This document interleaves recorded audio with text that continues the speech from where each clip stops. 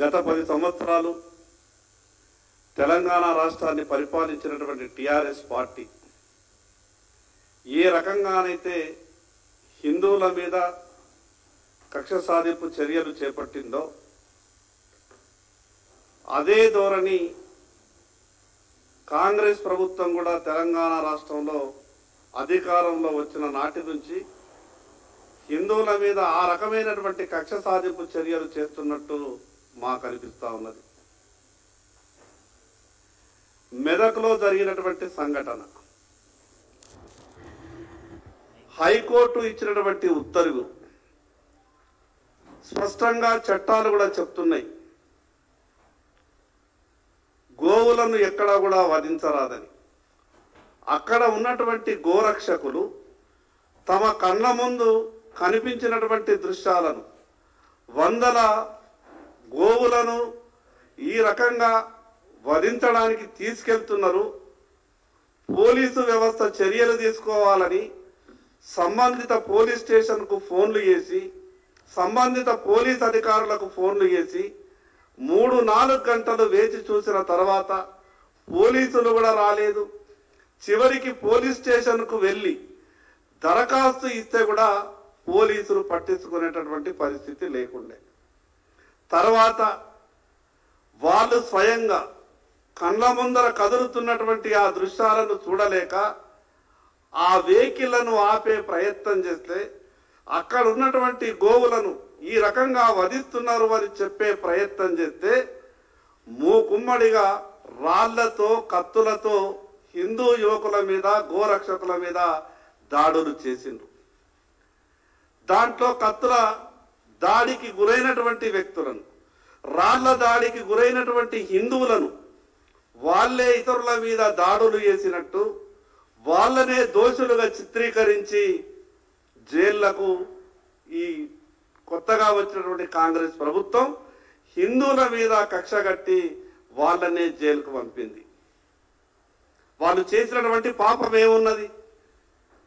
Police వాళ్లకు సమాచారం ఇచ్చి పోలీసు స్టేషన్లో దరఖాస్తు ఇచ్చిన తర్వాత కూడా పట్టించుకోని కారణంగా అక్కడ ఉన్నటువంటి దాన్ని ఆపే ప్రయత్నం చేస్తే గోరక్షకులకు అండగా ఉండాల్సినటువంటి పోలీసు వ్యవస్థ ప్రేక్షక పాత్ర వహించి తిరిగి 307 అటువంటి కేసులు పెట్టి నెలల తరబడి బయటకు రాకుండా అక్రమంగా కేసులు పెట్టి హిందూ యువకులను ఇబ్బంది పెడుతున్నది.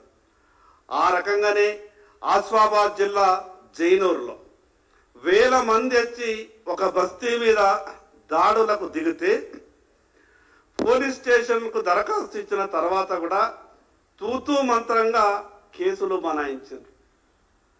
ఆ రోజు వీళ్ళకు 307 మిగతా వాళ్ళ మీద పెట్టాలని పోలీసు వాళ్ళకు కనిపిస్తలేవు సెక్షన్లు.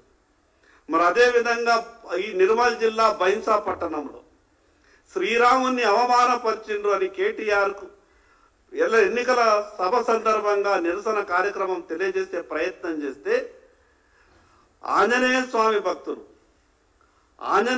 భక్తులు మాలాధారణలో ఉన్నటువంటి వాళ్ళని నిరసన తెలియజేసినందుకే గుడ్లతో దాడులు చేసిండ్రని, రాళ్లతో దాడులు చేసిండ్రని, మారణాయుధాలు చేతబుని హత్యలు చేయడానికి ప్రయత్నం చేసిండ్రని అక్కడ ఉన్నటువంటి ఆంజనేయ స్వామి భక్తుల మీద కూడా 23 మంది మీద, మాలాధారణ వేసినటువంటి భక్తుల మీద 307 కేసు పెట్టి దాదాపు 35-40 రోజులు జైల్లో ఉంచేటట్టు ప్రయత్నం చేసిండ్రు. ఈ రాష్ట్రంలో శాంతి భద్రతలు ఉన్నాయా అని మాకు అనుమానం కలుగుతా ఉన్నది. రాష్ట్ర ముఖ్యమంత్రి గారి దగ్గరనే హోంమంత్రి శాఖ ఉన్నది. మరి ఇంత విచ్చలవిడిగా మెజార్టీ ప్రజల మనోభావాలను అగౌరవపరుస్తూ, మెజార్టీ ప్రజల యొక్క హక్కులను కాలరాస్తూ ఈ రకంగా హిందూ యువకుల మీద కక్షలు కట్టి 100 కేసులు పెట్టి భయభ్రాంతులకు గురి చేసి ఈ రాష్ట్ర ప్రభుత్వం రాష్ట్రాన్ని కాంగ్రెస్ పార్టీ ఏ రకంగా పరిపాలించాలనుకుంటున్నది?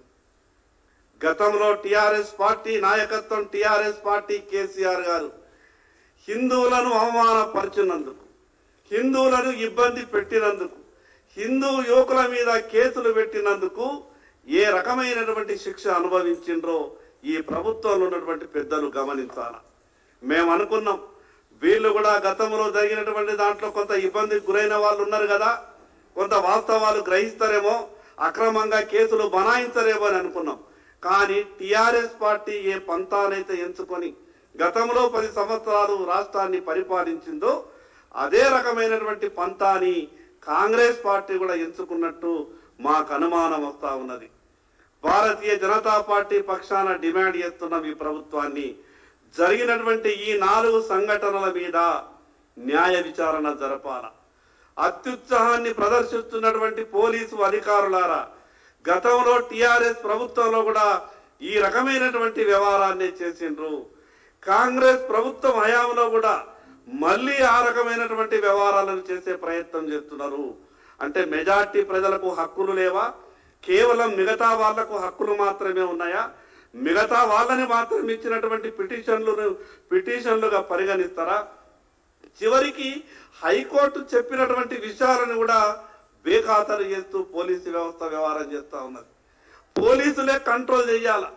ఇక్కడ నుండి మహారాష్ట్ర నుంచి మిగతా రాష్ట్రాల నుంచి విచ్చలవిడిగా రోజుకు 100 లారీలలో కంటైనర్లలో ఒక్కొక్క కంటైనర్లలో 40 50 పశువుల్ని ప్యాక్ చేసి తీసుకొని వస్తే పోలీసులకు ఎక్కడ సమాచారం ఇచ్చినా కూడా స్పందించరు. ఎక్కడైనా స్వచ్ఛందంగా గోరక్షకులు మిగతా వాళ్ళంతా కూడా అక్కడ ఉన్నటువంటి దృశ్యాన్ని కళ్ళ ముందర కనిపించినప్పుడు ఆపే ప్రయత్నం చేస్తే భయభ్రాంతులకు గురి చేసే విధంగా ఆపడంతోనే ఎదుటి వాళ్ళు దాడులు చేసినా కూడా ఆ విషయాల్ని పట్టించుకుంటలేరు. అందుకే ఈ ప్రభుత్వాన్ని భారతీయ జనతా పార్టీ తరఫున మేము డిమాండ్ చేస్తున్నాం.